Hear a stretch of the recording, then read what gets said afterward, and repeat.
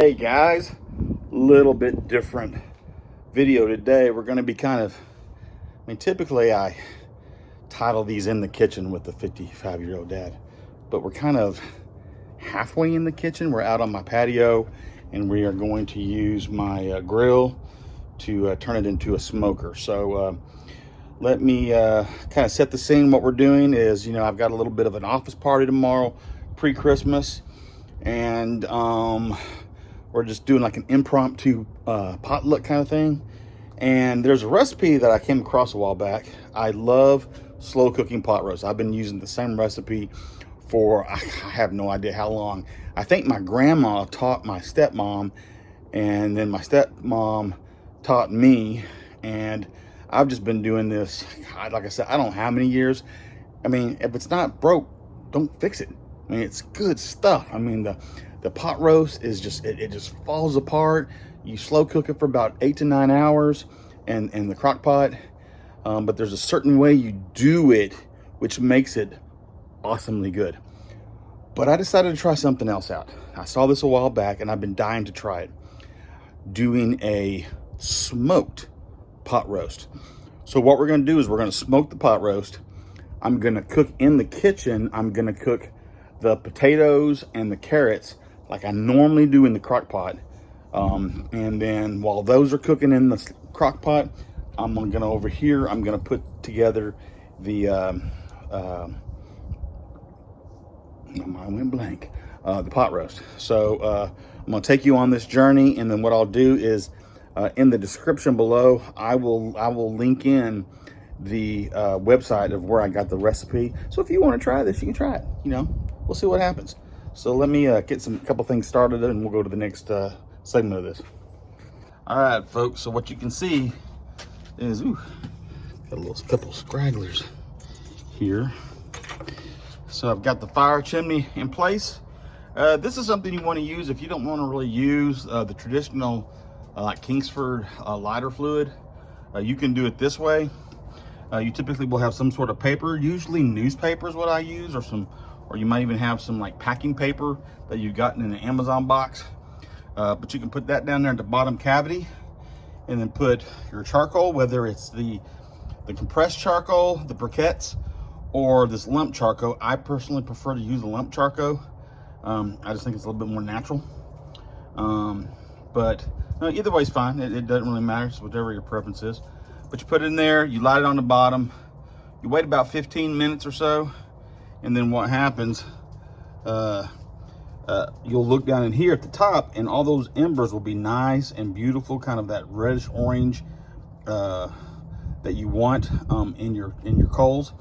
And then you just take it by the handle, you dump it out there, and then you put some fresh charcoal and some wood. Today we are going to be using, sorry for the mess, but we're going to be using some Texas honey mesquite, and that's going to give us a really good smoke flavor for this pot roast. So here we go. So let's get this going, and then I'll bring you back when I'm about to put the pot roast on. Real quick, before the pot roast, this is why it's called a charcoal chimney, because it looks like the chimney of a fireplace. Down there, I don't know if you can see it, down there you got the flame from the newspaper, and it's coming up, and then we're basically slow roasting that charcoal to be where it needs to be able to cook your food. So pretty cool. If you've never done this, I prefer to cook with charcoal. If you got a gas, you can't really do this. But if you're a charcoal person and you've never done a chimney like this, go ahead and try it, man. If you do, let me know what you think down in the comments. All right, folks, the time has come. So like I said, you do that, you can see those nice embers in there, nice and red, saying, I'm ready to feed you.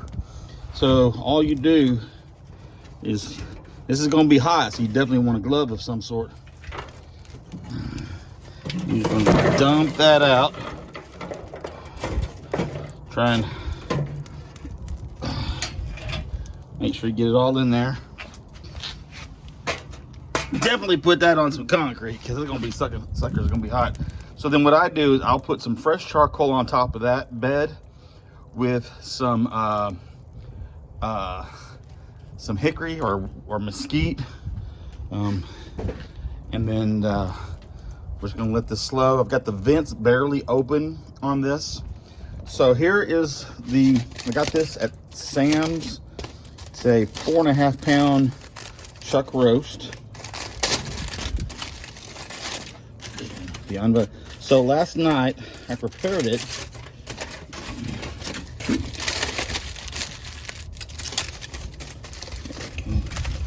Here we go. All right. Woo! That looks good. See all the spices? So basically all I did was I put a little Worcestershire sauce on it. And then on both sides, it is a little blend of black pepper, kosher salt. You could also use sea salt if you prefer. And some garlic powder. And I just did that on both pots. That is the primary spices that I use in the slow cooker version of this. But ooh, you heard me go ooh, my back calf, right calf, thank God I had jeans on, but it was leaning up against that chimney. All of a sudden I felt something warm and I'm like, what is that? But anyway, so I let this sit all night long, just sitting there doing its thing. So we are now going to put this over. You see the drip pan in there. What I do for the drip pan, you can do a lot of things.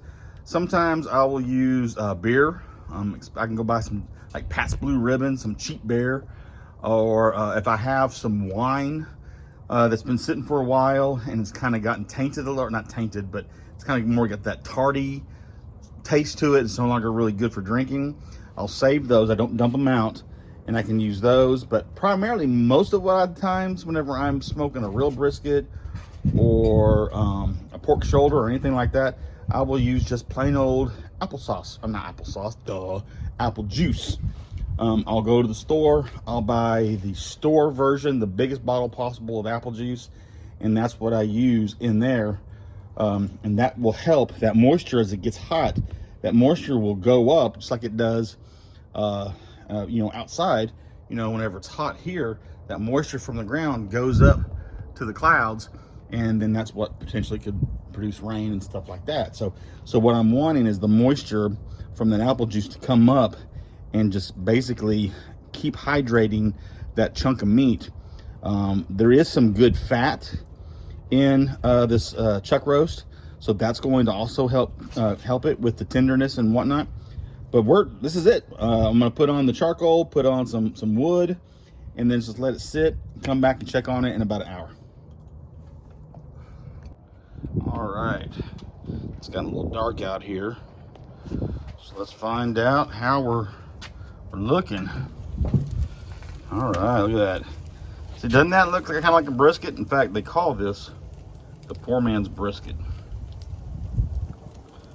All right, stick this in here. You want to see you want to have an internal temperature. Oh yeah, we're good. About 170. We're about 171. So that's perfect. So the next thing we do, I'll put this up. Okay, so the next thing we do is we're going to pull off the roast. I'm going to wrap it up in some butcher paper, and then we're going to put it on here, and then let it within there. Because what's going to do, because there's this nice bark here. It's looking really good, and so this is going to keep it from not overcooking and burning. So let me get that going, because it's hard to hold this and do all that. So I'll bring you back in just a second. Ooh, isn't that fire beautiful? Look at that. All right, so we're not going to really add any more fuel to that, because we've got plenty of charcoal, and we're definitely not going to put any more wood in it, no more mesquite, because now that we have it wrapped up in this butcher block paper, it's really not going to get to it anyway. So we've got all the smoking in place. If I had to guess, it's going to probably have a wonderful smoke ring. So we've got it in here resting now. So we are going to shut this, let it get to an internal temperature of about 185 to 190. So I'll probably have it on here for maybe another hour, 45 minutes to an hour. We'll come check on it in 45 minutes and we will see what we see. But this is where we're at, folks. Pretty easy. It's not as long as a traditional brisket, because at least with me, I usually get a much larger brisket anyway. Usually the brisket will take up this entire rack. But this is a lot quicker, it's a lot simpler, and it's a hell of a lot cheaper. Most briskets right now are going for about $120 to $175. And I think this only cost me, this is 4.5 pounds. This cost, I want to say, is like right around $33 at Sam's. So compared to a brisket, so much cheaper. So, you know, and if it's just feeding yourself or a small family, it's perfect. I'm going to actually use this for work. So part of a potluck. So we'll be able to cut it up, eat it with some potatoes and carrots. Oh, I'll show you those real quick. So you can see that part of it. Let's shut that baby. Here, we'll walk in and get that stuff going. Move, Joe. She's my barbecue dog. She's like, ooh, is he gonna drop something? All right. So in here, we've got the potatoes and carrots. Typically, the pot roast would be in there cooking with that. Just real quick, usually what I do is I will get some flour with some pepper and salt and garlic powder, and then I'll coat the pot roast with that. Then I'll sear it. Then I will put a layer of potatoes and carrots down, a little olive oil, a little bit more, a little sprinkle of the mixture of salt, pepper, and garlic powder. Put the pot roast on top of that. Then I'll put the rest of the potatoes and carrots around that. And then once I'm done, the last thing is I dust this off with a little bit of Lipton's onion soup mix, a little bit more salt, pepper, and garlic powder. And then you just leave it alone and let the cooking process do its thing. So it's super easy, whether you cook the whole thing in the crock pot or what we're doing out here on the smoker. So we'll see what's next. All right, folks. I just came in from outside and I've turned off the crock pot with the potatoes and carrots, and I've let that cool. I let the pot roast cool for about an hour. And so I had just sealed this up and thought, oh, I need to kind of show the reveal for you guys. So what I did was I just placed it on top of the vegetables. But there you go, doesn't it look freaking delicious? If this had smell-o-vision, it would be freaking incredible. But it looks so, so delicious. And yes, my hands are clean, I just washed them. But look at that. Look how that goes down like that. Oh yeah. You want that. You want that to go down and then it's kind of spring back up. That just shows you how. And so what'll happen tomorrow is I'll get to work and I'll put this on low to kind of reheat everything back up. The carrots and potatoes, and then it'll also do it with the pot roast, but it'll kind of redistribute as it kind of in the refrigerator. It's going to kind of solidify a little bit, but as it warms up to room temperature and then it kind of warms up on low, by the time lunchtime rolls around for the potluck, this thing will be primo.